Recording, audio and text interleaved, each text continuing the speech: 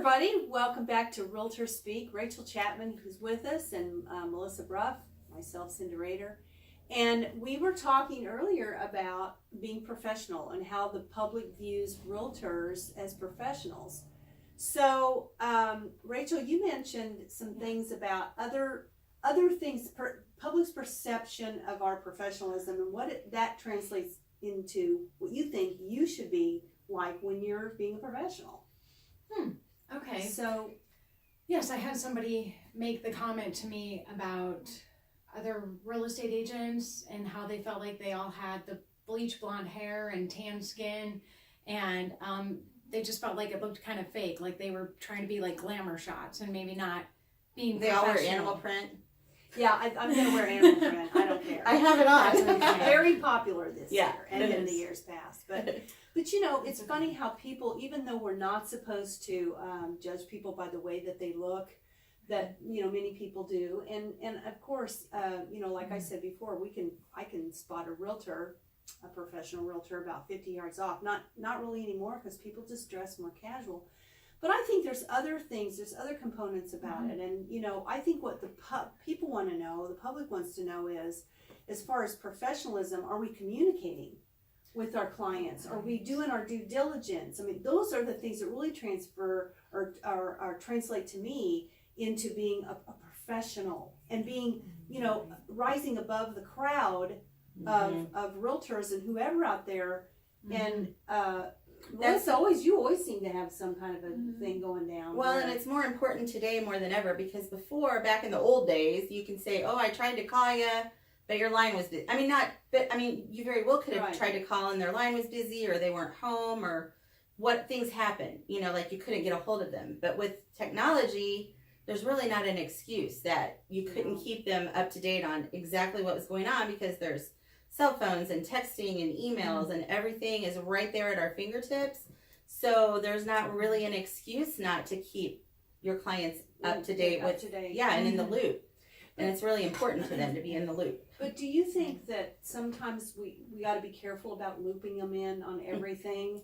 You know, I mean, agreed. They need to know. There's certain things they need to know. But I mean, if there's a fine line between panicking them because there's a little detail that might have been messed up that you're handling.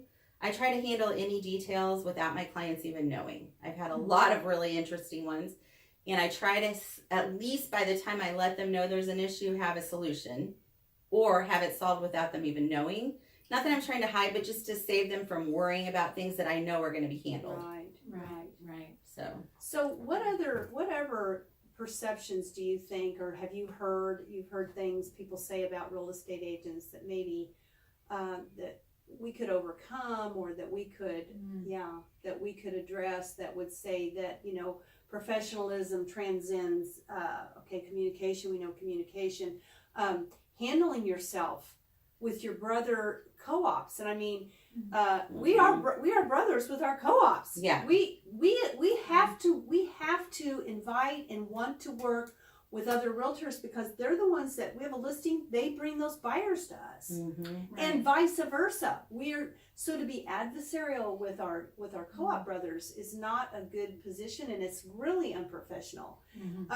There are times when we have confrontations with people, unfortunately, our co-ops, because there's a misunderstanding where they feel like they have to fight. I've never felt like I ever had to fight with someone, as far as, yes, I've had to get my point across, I've had to make a point, I've had to negotiate, but I've never been of the mind that, and I have fought, in, so to speak, for my client. Of course, clients want us to know that. Right. But that doesn't mean that you're in a battle of yelling at one another and accusing and attacking.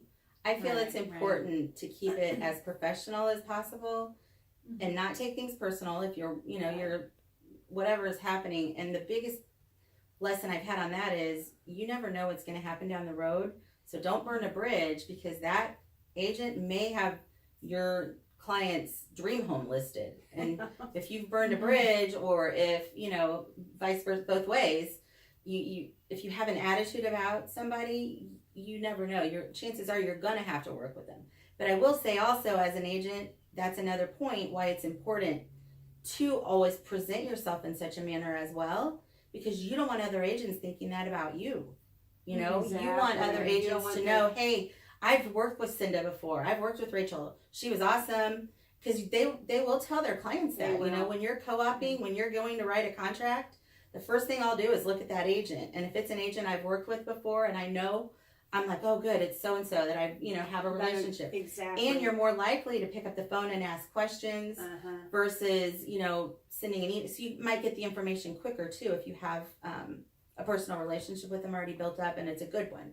So it's just important to keep good relationships with your other agents. It is, absolutely. And it can act, that relationship can actually shove you over the edge with someone else. So if you're in a multiple offer situation and you've got two agents and they've got the exact same offers, exact same things going on, and that seller, because I've been in this situation, and that seller has to pick one, and they'll say, well, they're both the same, which one should I pick?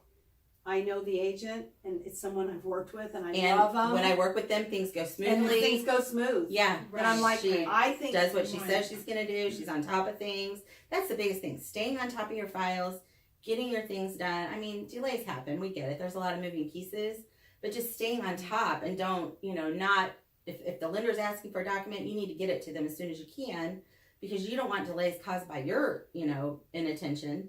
And that's the same with working with other agents. If it's an agent that you know, oh gosh, they, you know, you have to, it's like pulling teeth to get them to do stuff. It's a frustration, and you don't want to have that reputation.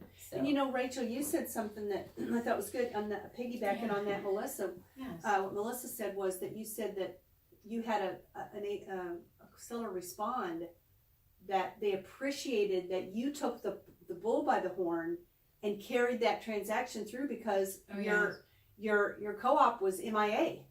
Right. And that so happens. and then sometimes that happens. So that's part of it. It's just like not blaming, not playing the blame game and saying, well, they didn't do this and they didn't do that and all, but saying, okay, we just doing whatever you need to do to get it done. To make it get done. Yeah.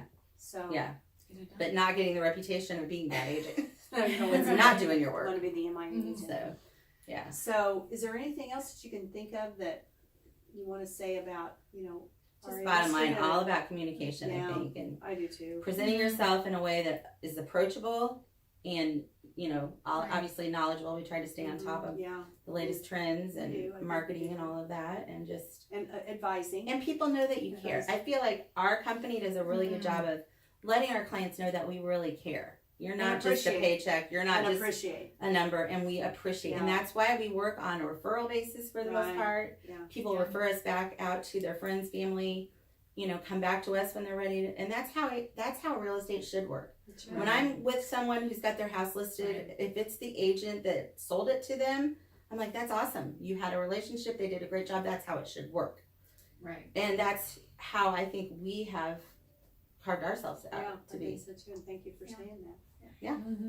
So thanks for stopping by today. We'll continue with our Realtor Speak roundtables. We think they're kind of fun to let you know what goes on the inside of the real estate world. But you can always reach out to us at 816-600-7355 or join us on the website at Cinda Sales. Thanks for stopping by.